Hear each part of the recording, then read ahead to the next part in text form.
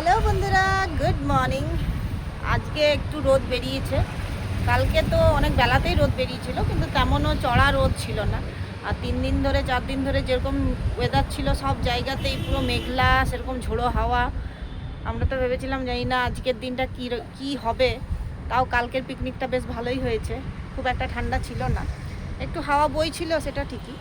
তবে আজকে একটু রোদ বেরিয়েছে, তো আজকের প্রোগ্রামটা আশা করি খুব ভালোই যাবে। আর তোজোটা একটু কাশছে যদিও, ও ব্যাপার না, এমনি ওষুধ তো চলছে। সকাল দিকে একটু কাশে আর রাতের দিকে একটু কাশে, তার বেশি না। আর এখন বাজে 9টা, আমরা এবার রেডি হব। আর মিমির 11টা থেকে আবার পরীক্ষা আছে, তো পরীক্ষা দিয়ে ওইদিকে ডাইরেক্ট চলে যাবে, আমরা এদিক দিয়ে যাব। তো চলো রেডি হই তাড়াতাড়ি, তারপর দেখা হচ্ছে ওখানে।